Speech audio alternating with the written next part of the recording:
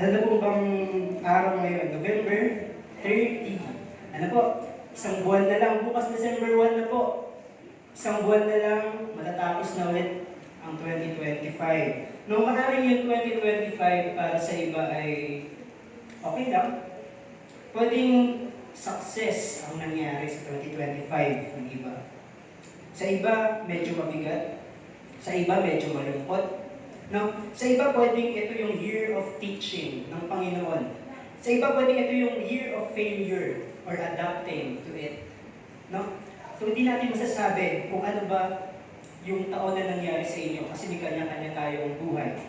Pero every January 1, tuwing 12 a.m., hindi ko po alam kung meron pang nag-New Year's resolution. Meron pa po ba nag-New Year's resolution? Ano pong pakiramdam na yung New Year's resolution nyo para sa taon na 2025 ay hindi nangyari? Malungkot? No? So, pwede, yung sa ibang tao, pwedeng magtampo, pwedeng magdamdam sa Panginoon, pwedeng sabihin na, ano ba yan, Lord, every year ko na lang nahihiling sa'yo na magkaroon ako ng magandang taon, pero ba't hindi nangyayari? So, in short, pwede tayo magdamdam pag hindi natin ito nakukuha. Pwede tayong magtanong, pwede tayong magduda, no? Pero sabi nga, simply to ask Christians, tayo, mga Kristiyano, ang paniniwala natin, or if aware tayo, no? Ang Panginoon, sabi dito, works in every way. Hindi sa way na gusto natin, hindi sa way na gusto mo, hindi sa way na gusto ng tao sa paligid mo. Hindi. Kapag ikaw ay Kristiyano, ang Panginoon ang may hawak ng mga plano mo, ng buhay mo. No? So sabi nga dito, tayo mga Kristiyano, ang pinapaniwalaan natin pag hindi natin nakukuha ang mga bagay na hiniling natin tuwing New Year's resolution. Sabi dito, hindi yun, porket hindi natin nakuha, ibig sabihin na delay na ang Panginoon. Hindi porket hindi natin nakuha, ibig sabihin, iniwan tayo ng Panginoon o inabandon tayo ng Panginoon. Hindi po. No? So, mababasa po natin ang ating verse sa Romans 8:28. So, sabi po dito, and we know that in all things, God works for the good of those who love Him, who have been called according to His purpose. So, ang ating pong title sa umagang ito ay The Divine Plot Twist, Embracing the Unexpected. So pag sinabi natin plot twist, nung araw kasi hindi uso ang plot twist. No? So ngayon lang sa ating modern world, na parang medyo talamak ang mga plot twist, lalo na sa mga stories, sa mga movies. No? Pag sinabi natin plot twist, sabi po dito, it is a change of direction. Sabihin natin, meron kayo pinapanood na isang magandang movie.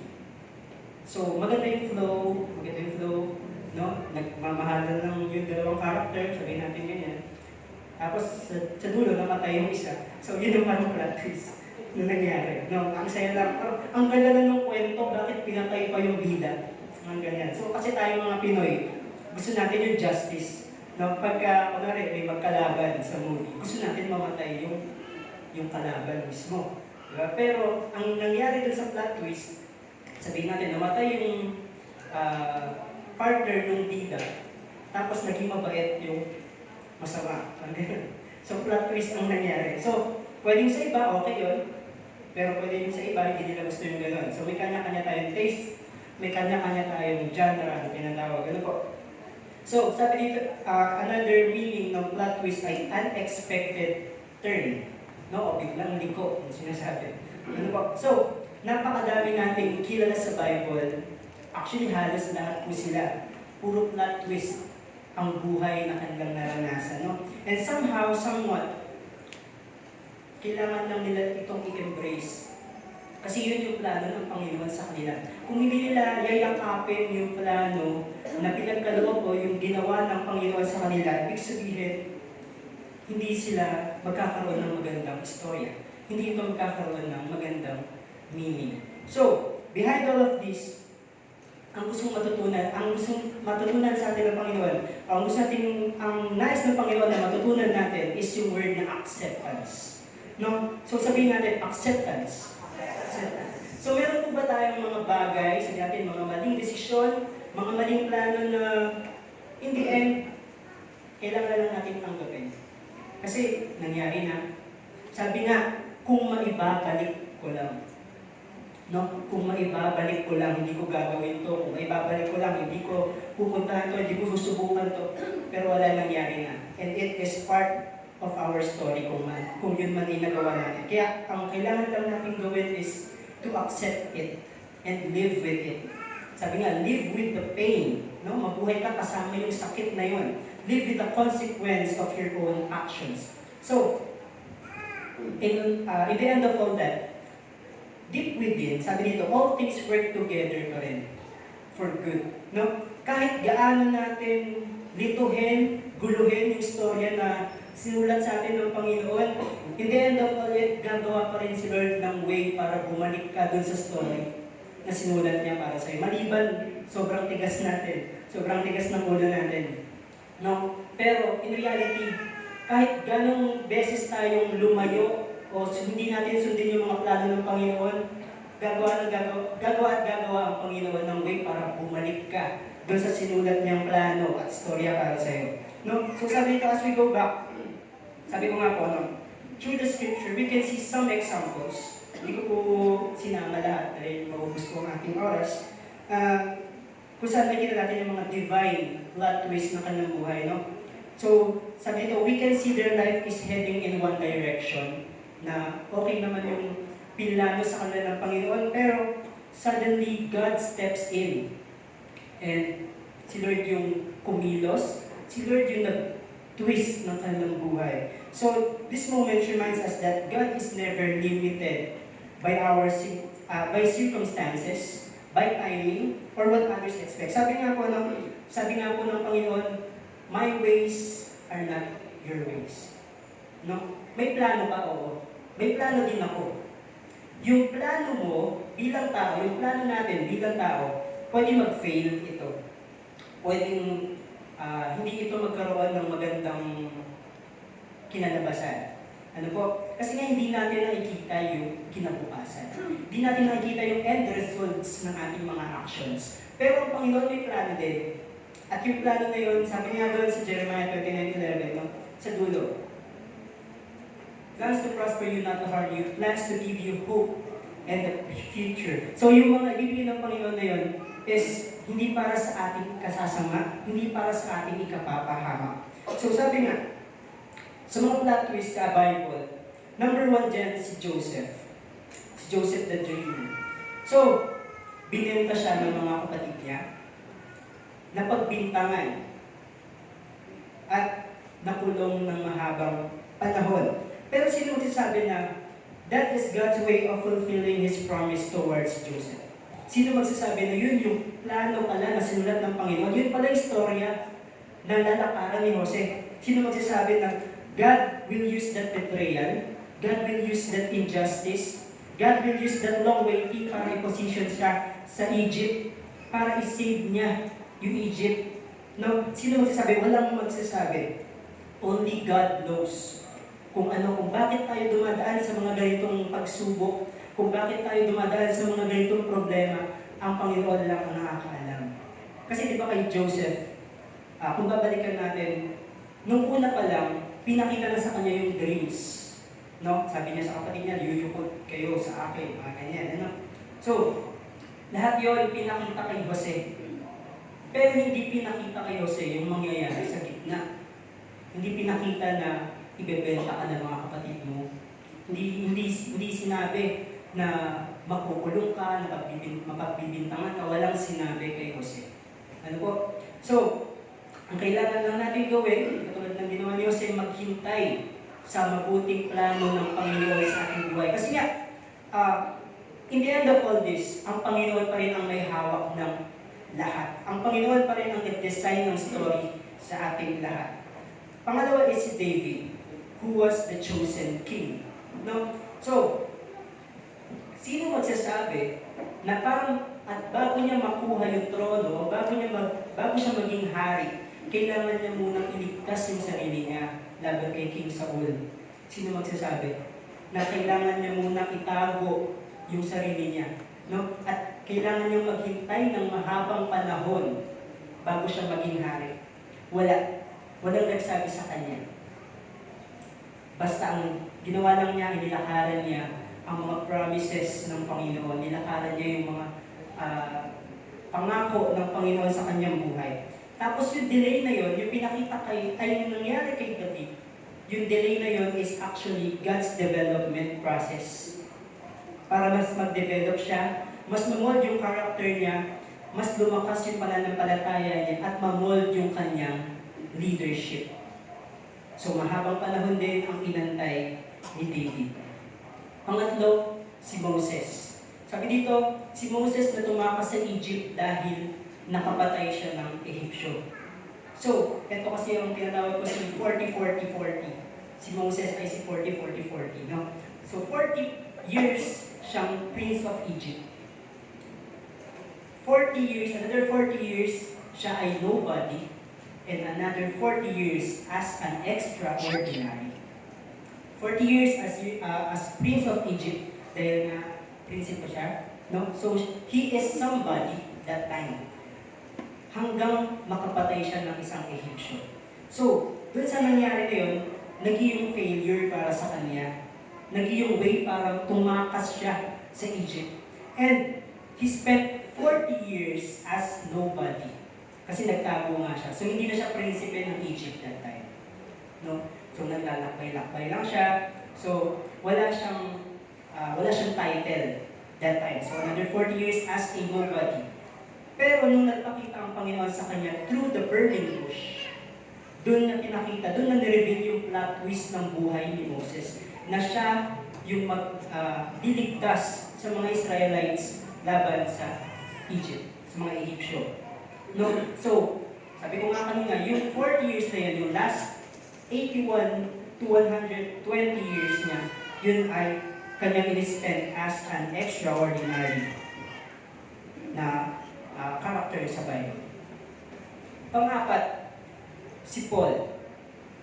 Si Pablo, na isang mamamatay Kristiyano. No? Dahil siya po ay isang Pariseo.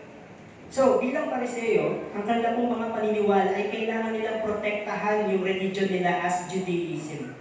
Kailangan nilang protektahan yung mga commandments ng Panginoon, yung law ng Panginoon by killing and persecuting people na nag-share ng gospel about who they believe is a false Messiah. So yun ang paniniwala ng mga Pariseo. Pero who would have thought na God will turn his life upside down? Wala. No? So yun yung plot twist that no one expect. Kasi it was transforming him from an enemy to a messenger of God. And yung dating past niya, it became his testimony. So yung weakness niya became God's strength. No? So dating mamamatay tao, mamamatay Kristiyano, ngayon siya naman yung nag-share ng gospel doon sa mga Kristiyano na dati niyang pinapatay. Ano po? And ultimately, Jesus, ang Panginoong Jesus, who is the long-awaited Messiah. Alam niyo po, kaduktong to ng kay Paul kasi, who is believed sa dito na magliligtas to all Israelites. Yun po kasi yung nakalagay sa kanila. Kumbaga yung thinking nila na dadating ang Panginoon as a great political conqueror or a military leader. Kasi nga, di ba, that time, sila ay under ng Roman Empire. Ano po? Kaya, ang paniniwala nila, ililigtas sila nung Messiah laban sa mga Romano. Yun po yung paniniwala ng mga Israelites na to. Kaya lang, yung expectation ng mga Israelites ay hindi ganun. Kumbaga, hindi yun yung nangyari. Ang Panginoon ay dumating as a humble servant. Kaya naman, hindi tayo magtataka kung bakit hindi sila naniniwala na yun yung Messiah. Kasi yung promise sa kanila, sa law, na dadating ang tagapagligtas. Kaya lang ang dumating sa kanila is a humble servant. So yun yung dumating. Pero, sabi dito, the greatest plot twist that no one expected about Jesus is the cross and resurrection. So ang akala ng mga tao doon, Jesus came for justice. Hindi po. Jesus came for salvation. So sabi dito, yung defeat para sa kanila kasi di ba pinako ang Panginoon sa krus. No? ang akala ng mga tao na nandun, defeat yun, as a defeat. Pero in reality, it is a victory. No? Yung death became life, and yung end became the salvation of the world. And as we look at these stories, no, kailangan din natin maging aware na ang kaaway ay kumikilos din sa mga plot twist ng ating buhay. Sumasabay siya na gumawa ng plot twist sa buhay natin. Sabi dito, his goal is to deceive, discourage, and destroy us. Especially kapag tayo ay nanghihina na. No? Pag tayo ay umaharap na sa mga pagsubok, sa mga problema, doon siya kumikilos, doon kumikilos ang kaaway para pahinain tayo. Kasi habang si Lord ay gumagawa ng mga mabubuting bagay sa ating buhay, habang si Lord ay gumagawa ng mga magagandang plano sa atin, ang kaaway gumagawa din ng paraan in the middle of our waiting, habang tayo ay naghihintay. Kasi hindi naman pwede na humiling ka sa Panginoon, ngayon maghihintay ka.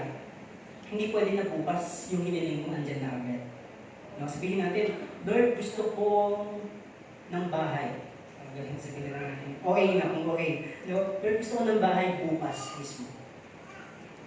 Ang chance of fulfilling it, lalo na kasi bilang tao, masyadong mababa. Pero sinabi na we live by faith. No, we must live by faith. Pero iwan ko kung mapopossess natin yung faith na yun, na bukas may bahay. Kahit pa paano, merong percentage na duda. And once na may duda kasi na pumasok, wala na yung faith na yun. Ano po? So sabi dito, alam ng kaaway na kapag tayo ay humaharap sa mga pagsubok, sa mga problema, doon tayo susceptible na magduda. Doon tayo susceptible na matakot. Doon tayo susceptible na ma-discourage. No? Kaya sabi ito, una, the devil tries to distract us. Distract tayo. So sa buhay natin, alam po, aware naman tayong lahat na walang shortcut ang buhay. Ano po? Hindi mo pwede sabihin na nag-improve ka kung hindi ka na-testing. Hindi mo pwedeng sabihin na na-bless ka kung wala kang trials or challenges na hinarap. Hindi pwedeng ganun. Hindi mo pwede sabihin na ang bless ko. Bakit? Ala lang. Bless lang ako. Wala lang. So walang backstory bakit ka na-bless. So, hindi po pwedeng ganun. So, life is not a shortcut. Pero, the devil always offer a shortcut in everything. So yun naman po ang difference ng kabutihan ng Panginoon at sa ino-offer ng kaaway sa atin. No? Pag hindi mo maantay yung will ni Lord sa buhay mo, syempre, andyan yung mga offers ng kaaway. Kasi nga, we are in the waiting. No? Habang nasa waiting tayo, andyan yung opportunities dumadating. Kaya dapat aware tayo sa nilalaan o sa hinahain ng kaaway sa atin, dapat aware tayo na minsan habang nasa waiting tayo, magugulat tayo, biglang, oy, may trabaho daw, ito ganyan. Akala natin, yun ay will ni Lord. Pero in reality, yun ay offer ng kaaway para mawala tayo sa Panginoon. So, kailangan natin ng kaalaman at karunungan na nagmumula sa Panginoon para maging aware tayo kung kay Lord ba galing yung mga blessing o sa kaaway galing yung mga blessing para i-deceive tayo. So sabi dito, dun sa ups and downs ng buhay natin, dun tayo pinapasukan ng mga negativities ng kaaway. No? Para maisip natin at maniwala tayo na kinalimutan tayo ng Panginoon, tinalikuran tayo ng Panginoon, hindi na tayo mahal ng Panginoon, yun yung laging pinapaisip ng kaaway. Kaya sabi ko dito, pangalawa, the devil tries to discourage us. We Christians believe, and naniniwala ako na madami sa atin na umahawak sa pangako na, sabi ko nga po kanina, Jeremiah 29:11. So, God knows and holds our future. Pero as a normal being, ano po, sometimes nalilimutan natin yung plano ng Panginoon na yun sa buhay natin. At doon na nga po pumapasok yung mga discouragement, doon na pumapasok yung duda, yung alangan natin, no? Pero, literally, hindi naman po kasi natin nakikita yung takbo ng buhay natin. Di natin alam kung bukas buhay pa tayo. Di natin alam kung bukas wala tayong sakit. Di natin alam kung bukas ba yung last day ko na sa mundo. Di natin po alam. Ano po? Kaya nga sabi, if it's not good, then He is not done with it yet. Pag hindi pa maganda yung resulta, Pag hindi pa maganda yung kinalalagayan mo ngayon, ibig sabihin hindi pa tapos ang Panginoon. Hindi sinabi doon na pagka pangit yung sitwasyon mo, pangit na lang hanggang dulo, hindi po. If it's not good, God is not done with it yet. We are under construction. No? Nandun tayo sa construction, kapag gano'n. Nandun tayo sa testing. No? Hindi porket nangyayari ito sa buhay natin, ibig sabihin, pinabayaan tayo ng Panginoon, iniwan tayo ng Panginoon, hindi po. Basta, lagi po natin tatandaan, if it's not good, God is not done with it yet. So, sabi ko dito, let us not be deceived by the devil's discouragement. Dahil nasa mundo po tayo. Ano po? Habang nasa mundo tayo, napakalakas po ng hitak ng sanlibutan para tayo madala pabalik sa sanlibutan. Napakalakas po. Kaya kapag tayo po ay nawalan pa ng tiwala sa Panginoon, kayo pa tayo magtitiwala. Kung tayo po ay nawalan na ng hope, so saan tayo hanap ng hope? Wala po tayong mahahanapan ng ganun. Hindi po natin pwedeng sabihin, pumunta tayo sa Mercury Drug, pabili nga po ng hope. No? Hindi po natin masasabi yun. Hindi po natin mabibili kung saan-saan yan. Ano po, ang Panginoon lamang po ang makapagbigay sa atin ng pag-asa. Dahil siya po ang may hawak ng ating buhay at ng ating kinabukasan. So, let's talk about the ups and downs of our life. So sabi ko nga po kanina, ang buhay natin ay puno ng ups and downs. Ano po? So, ganito po kasi dinesign yung buhay natin mga tao. Hindi lamang ng Kristiyano, kundi lahat tayo. Ups and downs ang buhay natin. No? Hindi kasi pwedeng lahat ay perfect. Hindi pwedeng lahat nasa taas. Pag nasa taas ang buhay natin, palagi makakalimutan natin ang Panginoon. Pag nasa baba ang buhay natin, susumpain natin ang Panginoon. So hindi pwede na up, hindi pwede na diretso lang, hindi pwede na lahat up lang, hindi pwede na lahat down lang, hindi po ganun. No, ang buhay natin ay balance. Kaya nga sabi dun sa kanta, di ba, ang buhay natin ay parang gulong. Minsan nasa ibabaw, minsan nasa ilalim. Ano po? Yung gulong, kung papansinin nyo, ano po bang shape ng gulong? Bilog. May ending po ba ang bilog? Wala. So walang start, walang finish. So ibig sabihin, hanggang tumatakbo yung gulong, no? Mararanasan natin yung ups, mararanasan natin yung downs. Hindi naman po kasi sinabi na ang buhay natin ay isang mahabang linya lang, na mag-i-start dito, matatapos dito. Hindi po ganun. No? Na ang buhay natin na bubuhayin ay diretso lang. Wala pong sinabing ganun. Ang buhay po natin ay cycle. No, minsan nasa ibabaw, minsan nasa ilalim. No? So, balance po ang ating buhay. Kaya sana po makita natin yung story na ina-unfold sa atin ng Panginoon. Sana makita natin na pag nandun tayo sa downside, sana makita natin na hindi, testing to ng Panginoon. Pagsubok lang to. Alam ko, aangat din ako sa tulong ng Panginoon. Kasi nga, lagi kong tatandaan na ang buhay ay parang gulong. Ano po, lagi lang po natin siya tatandaan. Katulad po sa buhay ni Job. So, he experienced one of the most dramatic plot twists in the Bible. Imagine, you have everything. Ano po, nasa yun na lahat, health, wealth, mga flood control project. So, nasa yun na lahat, yung mga maleta ni Sandy ko, mga ganyan. Nasa yun na lahat, imagine din. Kidding aside, ano po. Pero ibig sabihin natin, nasa yun na lahat, wala ka nang hihilingin, kaya mong bilhin lahat ng mga bagay. Kasi ikaw ay mayaman. Ano? So, in one snap, binawi ng Panginoon lahat. So, yun po, kung nandun tayo sa gitna na yun, na hindi natin alam yung end result, pwede tayo magtanong, Lord, bakit? Bakit? Bakit mo sa akin ito ginawa? Kaya lang hindi sa atin ginawa kasi kay Job ko ginawa. No? Kasi alam ni Lord kapag sa atin ginawa, susumpain natin si Lord. Kaya kay Job binigay, hindi sa atin. Ano po? Kaya mabuti ang Panginoon na nasa biyaya tayo ngayon, wala tayo sa Old Testament. Ano po, dahil kung tayo ay nasa Old Testament, baka tayo yung nakalagay dito. Sa buhay niyo. Sabihin natin si Brother Jim po yun. So yung gagawin yung buhay ni Job. So mahirap. Mahirap. Kaya kay Job binigay. Ano? Sabi ko nga po kayo, imagine you have everything. And once not lang, nawala. Nawalan ka ng anak. Nawalan ka ng ari-arian.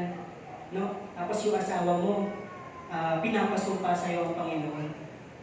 Pero ano bang ginawa ni Job? Pinrove niya sa ating lahat na kuhanin man ng Panginoon ng lahat. Siya naman may-ari nun eh. Siya naman nagbigay nun eh. No? Dumating kang walang dala sa mundo, babalik ka rin na walang dala. No, hindi mo madadala yung mga pinaghirapan mong kayamanan. No? Kahit ilagay mo lahat ng pera sa kababang mo, wala. Hindi mo madadala yun kasi wala naman yung kaluluwa, wala naman espiritu. Kaya hindi yun babalik. Hindi yun pupunta doon. Hindi ka tulad ng mga paniniwala ng mga Egypt na kailangan mong sunugin daw yung mga pera para mag-business daw sila sa langit. Wala pong bibilin doon. Ano po? Wala pong Walter Mart doon, wala pong Robinson sa langit. Ano po? Kaya wala pong bibilin. Wala na pong kakain doon. Ano po? Kaya doon po sa ginawa ni Job, ano po? In-acknowledge niya. Doon sa pinakamahirap na point ng kanyang buhay, in-acknowledge niya na ang Panginoon ang may hawak ng lahat.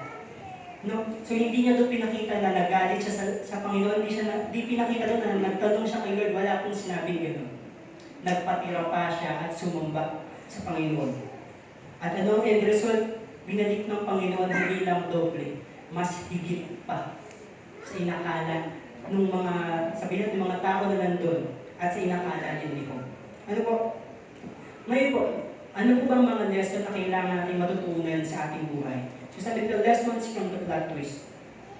Guard ourselves against deception of the enemy. Bantayan daw po natin ang ating mga sarili laban sa mga panlilinlang ng kaaway. Alam niyo po, pinapahintulutan at pinapayagan po kasi ng Panginoon ng mga plot twist sa buhay natin. And kaya nga po nung pag-usapan natin kanina, kasabay nito, kumikilos din po ang kaaway para tayo ay linlangin, para tayo ay lituhin. Para isipin natin na dinala tayo ni Lord dito, tapos pinabayaan na tayo. So yun ang gustong gawin ng kaaway sa atin. Pero in reality, paulit-ulit ko pong sasabihin, we are under testing. We are under construction. All we need to do is to embrace the unexpected. Ano po? Kaya po sabi ko, knowing that God is holding our future at itatawid niya tayo sa mga pinagdaraanan natin sa buhay. Kaya po sabi ko, always guard our heart and our mind. Huwag natin hayaan na magpagtanim ang kaaway ng mga bagay o anumang mga negativities sa ating isip. At pagka dumating po yung part na yun, yung bagay na yun, lagi po natin panghawakan ang mga pangako ng Panginoon dahil binigay niya po yan hindi para basahin lang. No? Pinagalaban po tayo ng Panginoon ng mga verses para panghawakan. Ngayon po, wala pong kapangyarihan yan kung hindi po natin isa sa buhay. Wala pong kapangyarihan yan kung sabihin natin, Proverbs 3 verse 5, trust in the Lord, pinanghawakan mo ba? Pinanghawakan mo ba? Pinapamuhay mo ba? No? Kung kabisado mo lang siya, at di mo naman siya ginagamit, wala pong kapangyarihan yan. No? Kahit pa sabihin natin, may alam ako 100 na verse. Pero lahat ba yun napapamuhay mo? Lahat ba yun nagagamit mo sa araw-araw? Wala pong silbi, wala pong kwenta ang ating mga kabisadong verses kung hindi po natin ito gagamitin. Number 2, sabi ko dito, trust in God's purpose. Magtiwala sa layunin ng Panginoon. So, everything has a purpose. Ano po, lahat po may layunin. Lahat ng bagay may purpose. At sabi nga, tayo din mga tao may purpose tayo. Hindi porket nag-fail ka, wala ka ng purpose. Hindi po ganun ang buhay natin, no? Sabi nila, habang tayo ay nabubuhay at humihinga, may layunin tayo kung bakit tayo naandito. Kasi alam niyo po, ang tao madalas, ang natatandaan lang natin at naiiwan sa ating isip is yung mga downside ng buhay natin. Yun lang yung nare-retain sa atin eh. Yung mga positive, yung mga victories, hindi po natin yun naaalala. Mas more on ang nare-retain sa isip natin yung negativities. Yung nagkasakit ako, yung nagkaroon ako ng ganito, ng problema. Yun lang po yung naiiwan sa isip natin. So normal po yun bilang tao. So, sabi nila, hindi natin natatandaan yung mga ups and victories na ginawa ng Panginoon sa ating buhay. Kaya, alam niyo po sa mga nakakausap ko ng mga bata, laging imagine na, kasi ang edad po ng high school ay teens, di ba po? Tama? Nasa 15, pababa. So, yung mga nakakausap ko po, pupunta sila sa akin. Sir, pwede po kayo makausap?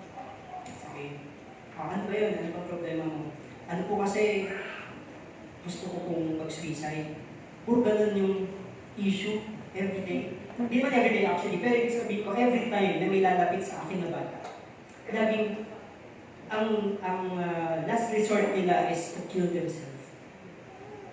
So, sinasabi ko sa kanya, bakit? Anong problema? Sa family ko kasi, hiwalay ko kasi si daddy, si mommy. Sa family ko kasi, hindi ko kasi ako pinapansin. Sa family ko kasi, ganito, ganyan, ganyan, ganyan. So, yun lagi ang sinasabi nila. Yung suicide.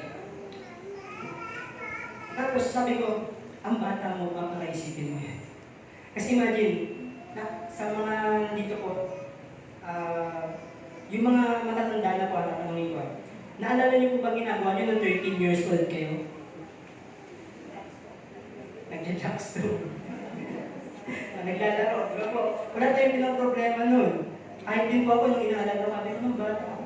Sabi ko, parang nagkukulit lang ako nun . Hindi ko pa naisip yung stress, hindi ko pa naisip yung depression. Pero sila, eto no early stage, naisip na nila yung depression. Ano po, ganun po ka-cruel yung mundo. Ganun kapangit yung sistema ng mundo natin ngayon. Na kapag tayo nakakaharap yung mga bata na yan, pag nakakaharap ng problema, ang last resort nila is magpakamatay. Ang last resort nila is kuhanin yung buhay nila. Tapos tinanong ko yung isang bata, sabi ko, ano mangyayari kapag kinuha mo yung buhay mo? At alala po ang problema. Sabi ko, yun ang akala mo. Sabi ko sa kanya. Kinakausap ko siya na parang bata lang din ako. Parang kaedad niya. Sabi ko, yun ang akala mo ako. Pero huwag mong gagawin yan, ha? Sir, kasi gusto ko pong gawin. Sabi ko, huwag mong gagawin. Pag ginawa mo, tandaan mo nung sasabihin ko. Sabi ko sa kanya, tandaan mo nung sasabihin ko pag ginawa mo ito, ha? Walang kapayapaan kapag kinuha mo ang sarili mong buhay. Tandaan mo ikaw, ulitin mo yung sinabi ko. So, inulit niya. Walang kapayapaan pag kinuha mo yung sarili kong buhay. Di ba, sir, pag kinuha mo yung buhay ko, wala na, tapos na, yun nga ang akala mo kasi. Kasi wala po siyang religion. So, hindi po sila naniniwala sa, sa pagkamatay. Ano po, tapos, yung soul natin, yun yung ihuhusgahan ng Panginoon. Ano po, so wala silang paniniwala sa gano'n. Ang akala lang nila, pag namatay ka, tapos na. Tapos, mag-re-reincarnate ka na lang siguro, bilang langaw, bilang putikit, So, di natin alam, ano, may kanya-kanya po kasi tayong paniniwala. Pero, yun yung challenge ko kapag nakakaharap ko ako ng bata. Kaya sabi ko po sa kanila, hindi ka ako ganun. Ang dapat isip mo, kasi ang bata mo pa, pero yun yung thinking mo. Kapag may problema ka, kukuhanin mo buhay mo, kapag mali. Pag may problema ka, ayusin mo. Pag may problema ka sa magulang mo, sabihin mo. Hindi pwedeng magpapakamatay ako kasi ganyan. Wala. Hindi mo makikita yung kinabukasan mo kung saan papunta ka. So yun yung gusto kong matandaan ng mga bata kapag lumalapit po sa akin. Kaya sabi ko, kasi tayo mga tao, mas inaalala natin yung paano ako. Ano po? Paano ako? Kapag tayo yung harap na sa mga pagsubok, ang naiisip natin is paano ako. Pero hindi natin naalala na nung nagkaroon tayo ng victory, inalala na, hindi namin naiisip yung mga kasiyahan, yung mga kagalakan na meron tayo. So naiisip lang natin at nagtatanong lang tayo, nagrereklamo lang tayo kapag nandun na tayo sa mga downs ng ating buhay. Kaya sabi nga po dito, in the middle of the situation, of all the situations, sana po, lagi po natin panghawakan yung Romans 8:28. Sabi nga po kanya sa ating verse, no? All things work together for good. No? Walang bagay na ginawa ang Panginoon na ikakasama natin o ikakapahamak natin. Number 3, sabi po dito, strengthen your faith during the downturns. Totoo naman po na napakadaling magtiwala sa Panginoon pag lahat ng bagay ay going well. Kapag lahat ay maayos, madali magtiwala sa Panginoon. Pero pag doon na tayo sa mga downturns ng ating buhay, yun yung real battle. Napakahirap na pong magtiwala sa Panginoon, lalo na kung hindi ka ganun kalalim sa salita. Lalo na kung hindi ka ganun kalalim sa pananampalataya mo, napakahirap pong magtiwala. Ano po? Kaya sabi nila, during this time, nawa po, huwag natin hayaan na i-isolate tayo ng kaaway. Para naisip natin na kawawa naman ako, na nag-fail na naman ako. Kasi yun po ang ginagawa ng kaaway palagi. Yung laging isiksik sa atin na you are a failure. Tapos yung buhay mo, paano yung buhay mo? Wala naman yung patutunguhan eh. Pero in reality, nandun tayo sa testing. Nandun tayo sa construction. No? Nandun tayo sa process of development. Lagi niyo po tatandaan na lahat po ay nasa isip lang natin. Ito din po ay lagi ko sinasabi sa mga nakakausap ko. The battle of the mind. Wala pong nakakakontrol sa isip niyo. Ikaw ang nakakakontrol sa isip niyo. Ngayon po may gagawin po tayo. Pwede po bang pumikit ang lahat pero huwag po matutulog ha? Ipikit na po. Ipikit na po ha. Mag-isip po kayo ng kulay. Kahit anong kulay. Sa gitna, lagyan nyo ng puno. Okay, may puno na. Ngayon, imagine niyo dyan, di ko na po kayo uutusan. May puno sa gitna, isipin nyo kung yan bang puno na yan na nakatanim sa magandang lugar o sa pangit na lugar, nasa sa inyong posisyon. Ngayon po, tignan nyo kung maaraw ba dyan o madilim. May mga ibon po ba? Ano po kayang bunga ng puno na iniisip nyo? Okay po, gising na po. Gising na po ha? Yan. So, inunahan ko po kayo sa pag-imagine. Ano po? Pero the rest, kayo na po ang nag-design ng puno. Kayo na po nag-design ng background. Kayo nag-design kung nasaan yung puno. Kayo nag-isip kung anong bunga. Hindi ko po dinikta. So, ibig sabihin, kayo ang may control ng isip nyo. No? Kaya, ibig sabihin po, kapag may mga negativities sa ating buhay, ikaw din ang may hawak ng susi kung paano mo tatanggalin yung mga negativities na yun. Ano po? Ang lagi ko sinasabi kapag ikaw ay nalulungkot, magbilad ka sa araw. Kasi kailangan mo ng vitamin D. Totoo po. Pag ikaw ay nalulungkot, maglakad ka sa ibabaw, ay sa ilalim ng sikat ng araw. Kailangan mo makinitan para bumalik ka sa senses mo. Kailangan mo yun. Ano po? So, number 4, sabi dito, look for the bigger picture. Our story is already written. Nakasulat na po ang story natin. All we need to do is lakaran yung sinulat ng Panginoon sa atin. So sabi dito, huwag natin sana husgahan yung ending. Na porket nandito tayo sa testing, sasabihin natin, ay, pangit na yung kalalabasan nito. So huwag naman po sana natin husgahan yung ending natin. Kasi hindi natin alam. Ano po, katulad na nga po, ng buhay ni Job. Pag hinusgahan po natin sa simula, pwede natin sabihin na, tapos na. Di na siya pagpapalain ng Panginoon. Pero, sinabi doon sa dulo, mas binalik ng mas higit pa. So, hindi natin pwedeng husgahan yung ating mga istorya based lang sa nakikita natin at the moment. Hindi po natin pwedeng sabihin na, ala na siguro pag-asa, siguro tinalikuran na ako ng Panginoon, siguro iniwan na ako ng Panginoon. At po, huwag natin isipin yun. Ang lagi natin isipin na anuman mga pinagdadaanan natin ngayon, sa dulo nito, laging may victory. Laging may pagtatagumpay. Hindi laging failure ang buhay. Minsan yung failure, yun po yung testing. Para mas magtiwala tayo sa Panginoon. Para mas lumakas yung pananampalataya natin sa Panginoon. Ano po? Kaya let us always look at the bigger picture. Kasi nga po, sabi ko nga po sa inyo, nakasulat na yung ating mga istorya. Nakasulat na kung saan tayo papupunta, kung ano mga mararanasan natin. Ang kailangan lang natin ay lakaran at huwag tayong magreklamo. Ano po? So ngayon po, the importance of gratitude in life plot twist. Ano po? Una sa lahat, ano ba yung gratitude? Ito ba yung simpleng thank you or being thankful? Yun lang ba yun? Doon lang ba umiikot? Hindi po. Pag sinabi po kasi natin thank you, it is a specific and immediate response every time na meron tayo marireceive sa isang tao or may mangyayari na isang magandang bagay o bibigyan tayo ng pabor ng isang tao. So we say thank you. Pero it is different from gratitude. Ano po? Si thank you, it is our immediate answer to show our appreciation to others. Pero pag sinabi po natin gratitude, it is a deeper, more profound meaning of appreciation. So sabi ko dito, pag sinabi natin thankfulness or being thankful, it is a reaction sa isang positive event, specific positive event. Sabihin natin birthday mo may nagbigay ng regalo sa'yo, ano sabihin natin? Thank you. Salamat. Ano? Pero pag sinabi natin gratitude, sabi dito, ito ay isang conscious choice na i-appreciate natin kung ano ang meron tayo regardless of our circumstances. Kung ano na lang yung meron ako, pero pinagpapasalamat ko, yun yung gratitude. Kung ano yung meron ka lang, at pinagpapasalamat mo sa Panginoon, yun yung gratitude. Ibig sabihin, hindi mo kailangan maghangad. Kasi pagka meron kang heart full of gratitude, meron kang contentment, meron kang peace, di mo kailangan manginggit, di mo kailangan mag-imbot. Ano po? Kaya ako sabi, ano ba ang kahalagahan ng gratitude sa mga plot twist ng ating buhay? Alam niyo po, sa gitna ng mga plot twist natin, no? Lagi po tayo nag-focus sa lahat ng mga losses natin.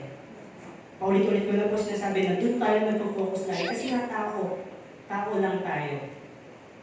Kaya ang focus natin, yung failures natin, no? Pero in reality, pag tayo po ay humingi ng direction sa Panginoon, sinasara ng Panginoon yung mga pinto. Pag tayo ay humingi ng sign sa Panginoon, nababawasan yung mga kaibigan natin, nawawala yung mga lugar na dapat natin puntahan. Kasi binigay natin kay Lord. Nag-ask tayo kay Lord for direction, nag-ask tayo kay Lord for sign. So, hayaan mo ang Panginoon ang gumawa nun. No? Huwag tayo magtanong. Kung ano sabihin natin, Lord, redirect me. Tapos kapag sinara ng Panginoon yung mga pinto, magtatanong tayo, ha? Bakit nawala? Isipin mo. Di ba nagtanong ka kay Lord? Humingi ka kay Lord na direction, di ba? So, ibig sabihin, lumakad ka sa binigay ng Panginoon sa'yo. Kaya kung sinara niya yung mga pinto sa paligid mo, yun ay ibig sabihin, gusto niyang lakaran yung binigay niya sa'yo na istorya. So sabi ko dito, pag may gratitude tayo, it will remind us that God is always faithful and He will never, ever leave us nor forsake us. So, let us consider po yung kwento ng 10 may ketong, yung 10 may leprosy. Ano po? Pag sinabi po kasi natin leprosy, is almost like a living dead, parang zombie that time. Ano po? So in the Old Testament, ang kwento po ng 10 may ketong ay considered as, sabi natin, isolated sila, mag-isa. Ano po? So ang hirap ng ganong sitwasyon kapag ikaw ay may ketong ng araw. Kasi imagine, once na nagkaroon ka ng ketong, forever alone ka na. Wala ka nang mahal sa buhay na lalapit sa'yo. Kasi nga, ang ketong po, ang leprosy po ay contagious o nakakahawa. Ano po? Kaya imagine nyo, yung mga tao na to, yung 10 may ketong, lahat po sila ay wala ng mga kasama sa buhay. No? Wala nang nagmamahal, hindi man siguro nagmamahal. Pero sabihin ko, wala nang yumayakap, wala nang humahalik sa kanila, no? Wala nang malapit sa kanila, lahat malayo kasi nga kailangan isolated sila. Dahil ito po ay nakakahawa. So, nung araw po, walang pure ang leprosy. So, buti ko ngayon naaagapan mo. Ano po? Kaya, sabi nito, kapag ikaw ay may ketong, lifetime na yun. Forever na yun. Hanggang mamatay ka, mag-isa ka lang. So, ganun po ang sakit ng leprosy that time. So, not until nung nakilala nung 10 na yun ang Panginoong Jesus. No? So, sabi ng Panginoon, ay, lumapit sila sa Panginoon, sabi na, Lord, pagalingin niyo po kami. Ang sabi ng Panginoon, go, pumunta kayo sa mga pari. Kasi po that time, ang mga pari lang po ang pwedeng mag-declare na malinis na yung isang tao. No? So walang sinabi sa kwento na nagtanong yung 10 may leprosy. Walang sinabi na, Lord, di ba sabi ko, pagalingin mo ko? Pagalingin mo kami. Bakit mo ko pinapapunta sa pari? Wala pong sinabi nila. So they obey by faith. No, nung sinabi ng Panginoon, go, pumunta kayo sa mga pari, hindi sila nagtanong ng bakit. Hindi sila nagtanong na, teka, napagaling mo na ba kami? Para papuntahin mo kami sa pari, hindi pa kami magaling, wala akong ganun. So by their faith, they obey, they walk. And sabi po sa scripture, habang sila po ay naglalakad papunta sa pari, pinapagaling sila ng Panginoon. Imagine niyo po, kasi po pag may leprosy ka, upod yung kamay mo, ganyan po, kaya yung ilong mo, wala ka ng ilong, wala ka ng baba. Ano po, kasi nauupod ka, living dead ka nga po during that time. Ano, so imagine habang naglalakad sila papunta sa pari, tumutubo yung kamay nila, tumutubo yung ilong nila, ano po, so yung mga paa nila na upod, mga daliri sa paa, ganyan. So tumutubo lahat. So dun sa miracle na yun, sabi ko dito, nung nakita ng 10 na gumagaling sila, habang sila naglalakad, isa lang yung bumalik sa Panginoon para magpasalamat. So, imagine, ano kaya yung nasa mindset ng isa na yun? Siguro naisip niya, masyadong mabuti ang Panginoon sa buhay ko para hindi ako bumalik at magpasalamat. Kasi imagine, mabubuhay ako at mamamatay na mag-isa lamang. Pero nakita ako ng Panginoon at pinagaling ako ng Panginoon. Kaya bakit hindi ako babalik kay Lord para magpasalamat? No? So, sa 10 na yun, ilan ang bumalik? Isa lang. Pwede po ba natin isipin yung sarili natin? Baka kasi minsan, katulad din tayo ng Siyam. Na once na nakuha na natin yung blessings, wala na. Once na nakuha natin yung pinagpe-pray natin, hindi na tayo babalik sa Panginoon. Sa susunod na lang, Lord. Sa susunod na lang ako magpapainit ulit ng aking pananampalataya pag may problema na ulit ako, pag may pagsubok na ulit ako. Ano po? Sabi ito, how can you be so blessed? How can you be so blessed and not be grateful for the Lord? Paano nangyari na pinagpala ka ng Panginoon? Paano nangyari na kumakain ka 5 beses sa isang araw? Paano nangyari na hindi ka nauubusan ng pagkain sa loob ng ref mo? Pero we are still ungrateful. Hindi natin naaalala ang Panginoon pag nasa victories na tayo ng ating buhay. Hindi natin naaalala ang Panginoon pag nasa ups na tayo ng ating buhay. Wala na. Pag nasa downside tayo ng ating buhay, dun lang natin naaalala ang Panginoon. So sabi ito, how can you be so blessed and yet hindi mo mapuri ang Panginoon? No, napapansin niyo po ba every opening worship natin, di ba sabi ko, magpuri tayo sa Panginoon. Yun ang sinasabi ng ating pastoral po. Kailangan pa po ba tayong pakalalahanan para magpuri tayo sa Panginoon? Hindi pa ba sapat yung pagpapagaling niya sa atin pag tayo may sakit? Hindi pa ba sapat yung mga miracles na ginawa ng Panginoon sa ating buhay? Hindi pa ba sapat na pinalaya ka ng Panginoon sa mga pagkakabihan mo para hindi mo siya purihin? Hindi pa ba sapat? Sapat na po kasi. Lahat ng ginawa ng Panginoon sa ating buhay, sapat na. Pero ang tanong dito, sapat na ba yung binibigay natin sa Panginoon? Sapat na ba yung binabalik natin sa Panginoon?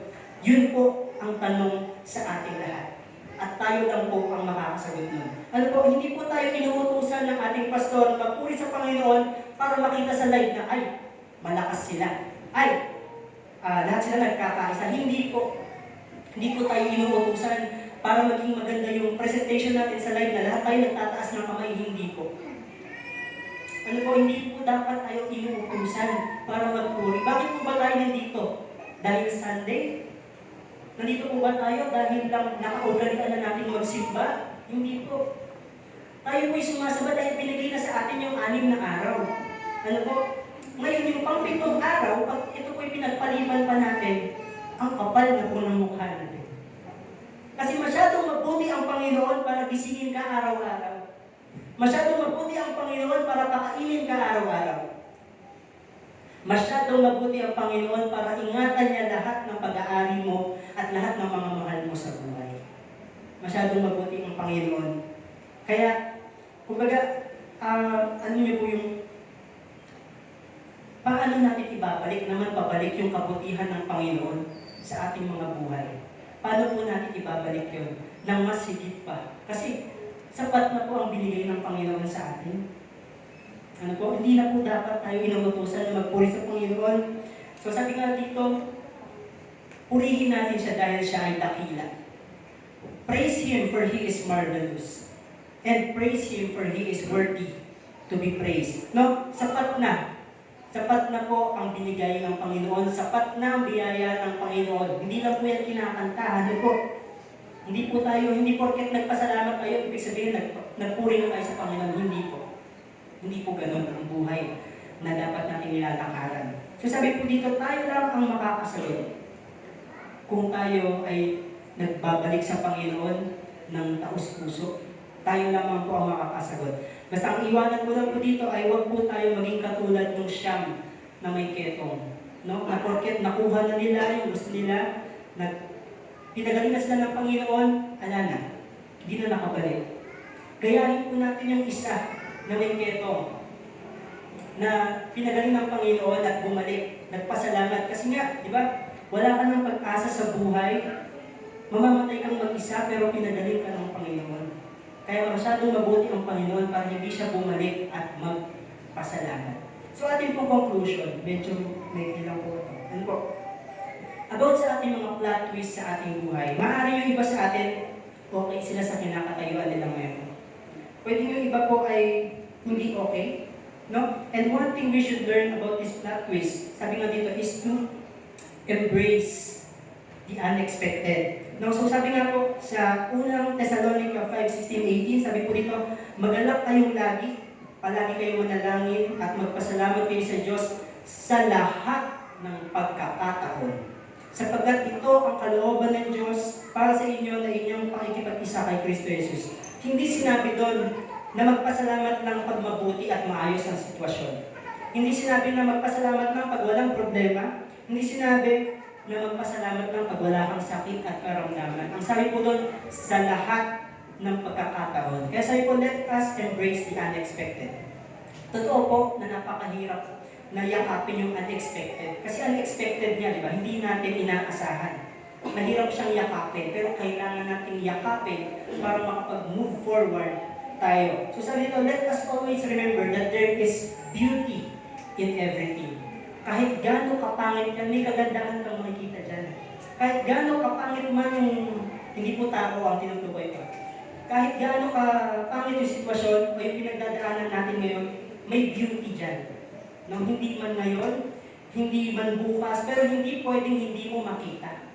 Makikita at makikita mo yung kagandahan na yun pagdating ng panahon at pagdating ng victory na yun na nilaan sa iyo ng Panginoon. Sabi nga po dito, walang delay sa buhay ng Kristiyano because it is more of a preparation and construction. Alam niyo po, ang cycle kasi ng tao, paulit-ulit lang po kasi yan eh.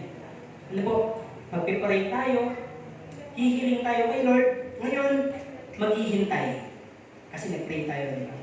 Ngayon, habang naghihintay, pag natagalan, magre-reklamo. Pag binigay na, ano sabihin? Totoo nga, God is always on time. Pero, nagreklamo ka na, nung nasa gitna. No? So, cycle, uulit-ulit. Magpe-pray na naman tayo, maghihintay. Pag sobrang tagal, magre-reklamo. Pag dumating, ipapatotoo natin sa ating mga kapwa Kristiyano, totoo nga, God is always on time. No? Paulit-ulit lang na cycle. So okay na sana eh. Okay na sana kung wala tayong murmurings, okay na sana kung wala tayong reklamo, okay na sana kung hindi tayo nagdududa.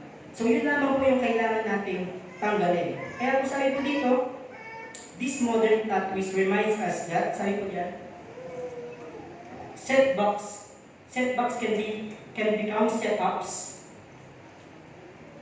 Rejection can lead to redirection.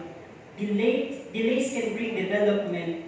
And what looks like the end can actually be the beginning. Ano po, hindi porket nandiyan ka sa sitwasyon na yan, ibig sabihin, end na yan. Nandiyan na matatapos ang hindi po. Baka malay natin, dyan pa lang nagsisimula. Ano po, baka dyan pa lang magsisimula yung blessings. Baka dyan pa lang talaga magsisimula yung testing.